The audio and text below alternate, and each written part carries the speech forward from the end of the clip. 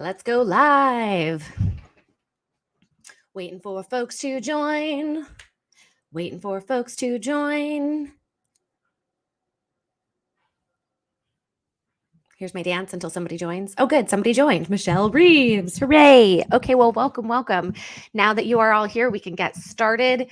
This is part of my 90-day commitment to going live. But as some of you who may be following along had noticed, I have missed 2 daily lives this week, one for a doctor's appointment, and the other was because I was hosting an event, a town hall for folks to talk about our emotional resistance to money. This was yesterday, and it went over by 30 minutes. It was so good.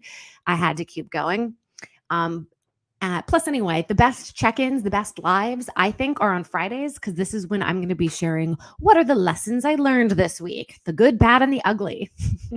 And this is also, I think, a good time for all of you. Tell me what you've learned. Like, what was the biggest thing that you realized this week about yourself, about your job, about your work, about your worth? As always, if you're a little confused about why my eyes are going back and forth, that's because I'm simultaneously on Instagram and also LinkedIn. By the way, I'm Claire Wasserman here. I'm the founder and author of Ladies Get Paid. We are an educational platform, global community, and of course, a book all about helping women earn more and live better. Okay, so let's talk about the lessons. And of course, let's make it interactive. Tell me where you're calling in from.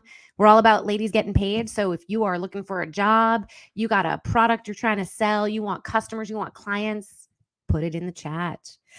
All right, so what are my lessons for the week? Okay, first lesson. It is about the concept of leverage. Let me talk to you what leverage means to me. Leverage means win, win, win, win.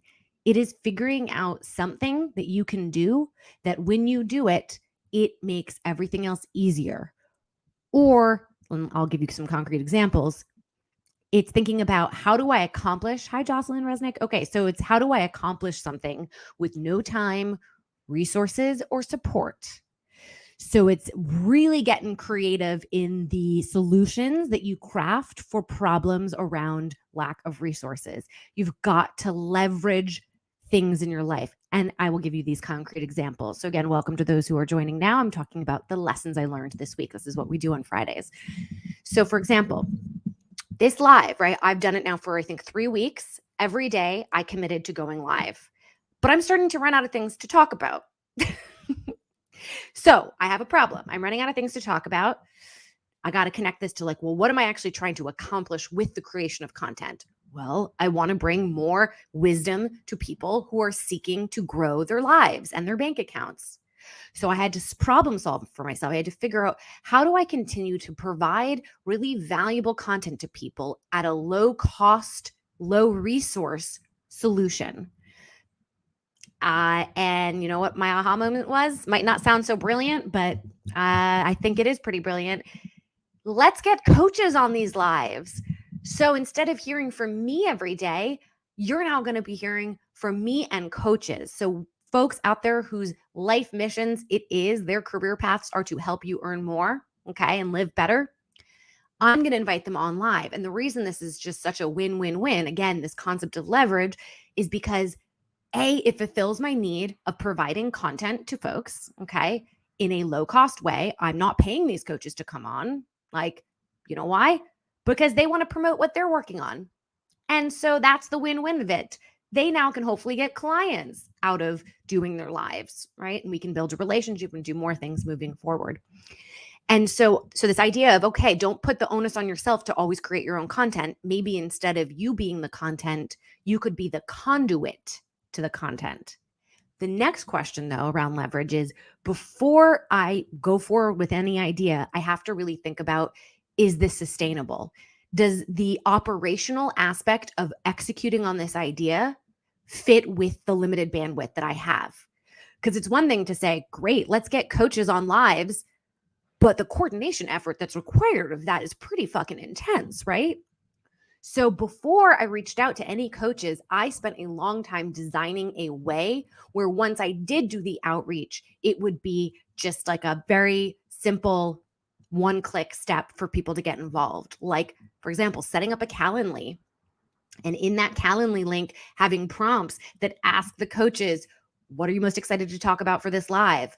give me resource, give me your bio, like, because looking forward to when I prepare for these lives, me having to do research, right? Come up with a bunch of questions. Again, you could have a really good idea, but if it's going to take a lot of effort to actually execute on that idea, chances are you're not going to stick with it or even follow through to begin with.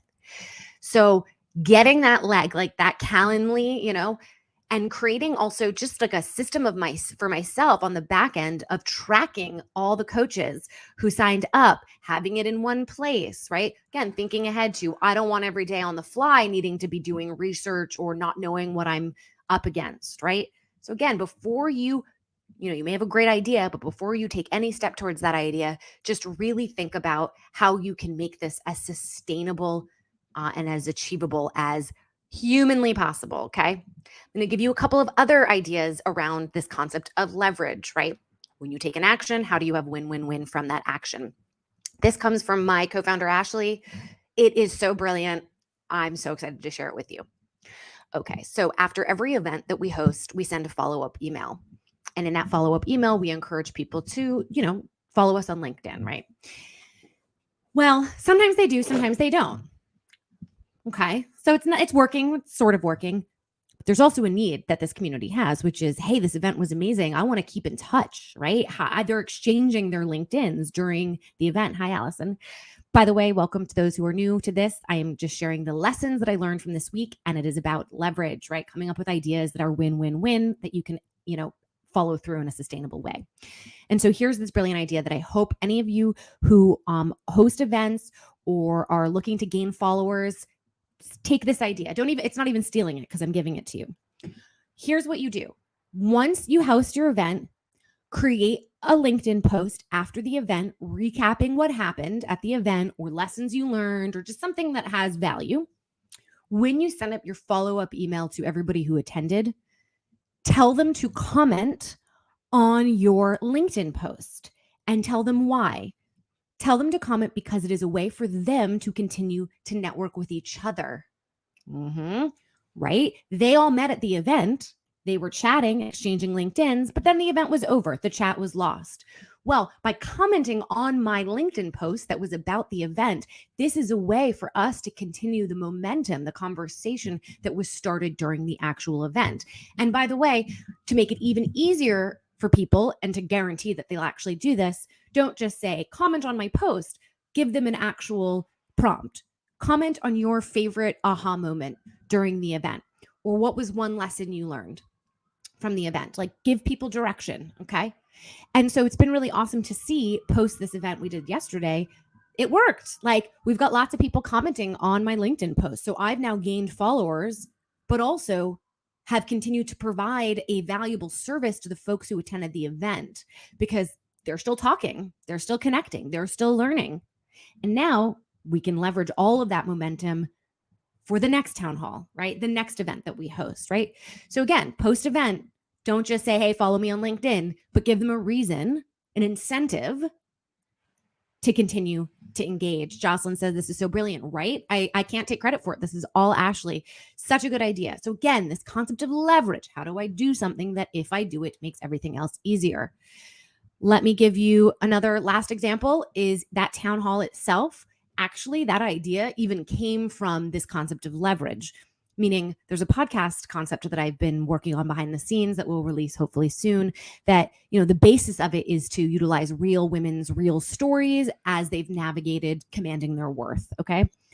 Well, how do I source stories? Again, before you take the step towards executing an idea, how can you do it in a way that's sustainable and achievable? Well, a way to source stories easily would be hosting an event where we record the audio. And that event was share your story about commanding your worth.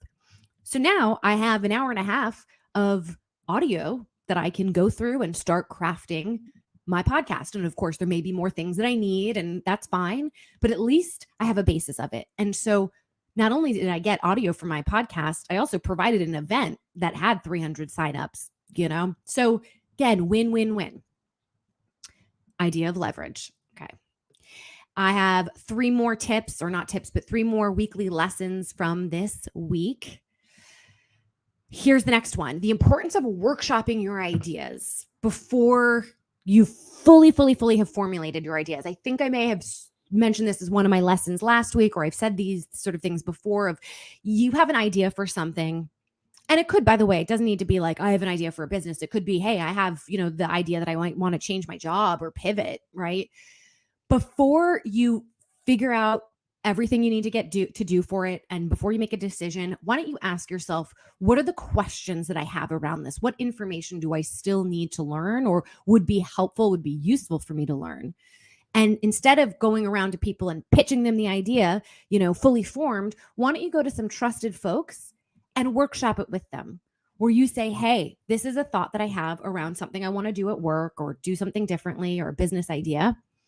And then ask them specific questions so you can get targeted feedback. But make sure you're talking to people who are either potential customers or who have the exact experience that you're looking for. So you always want to consider the source, right? We don't want to be asking people who have nothing to do with what we're looking to do, right?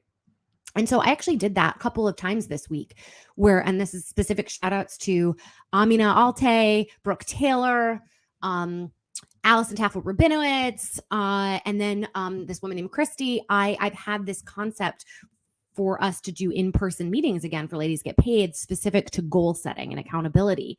And I think I figured it out, but I'm also, you don't know what you don't know. So what I did, is reach out to these people who I value their opinion, their coaches, our values are aligned. And I asked them what they thought about this idea. I asked them to poke holes in it for me. I want that critical feedback, especially at this stage when the stakes are so low.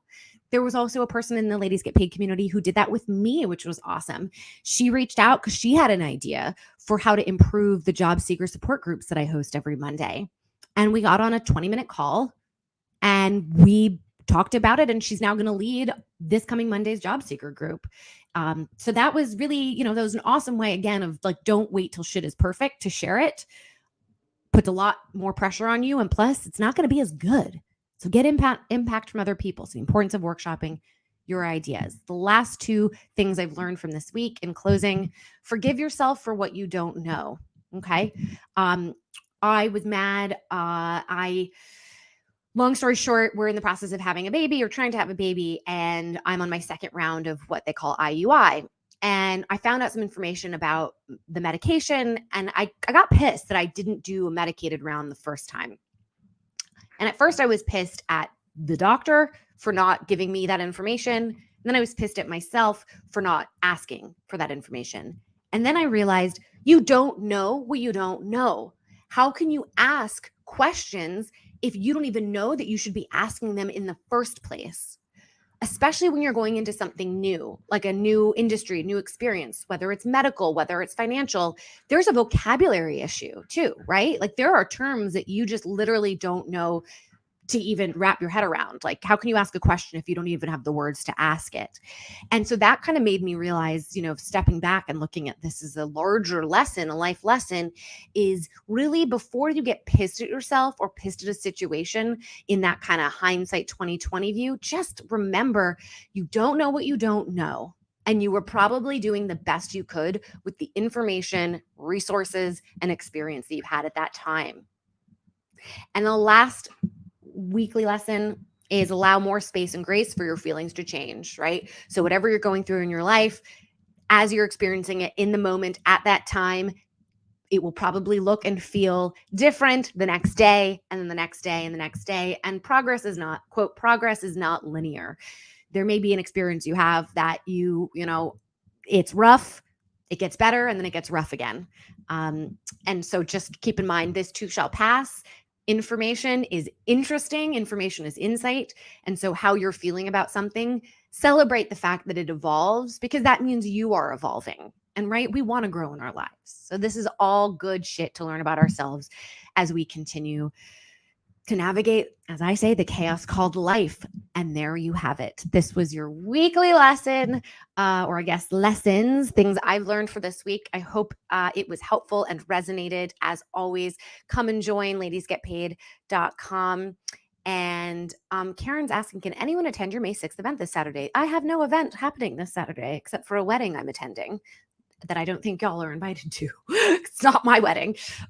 So the next event for you all, I believe, well, that would be this coming Monday, the job seeker support group, ladiesgetpaid.com/events. And much love, light. Y'all got this. Isabella, you are amazing. You mean the world to me, seriously. And as always, go get paid. All right. I'll see you Monday.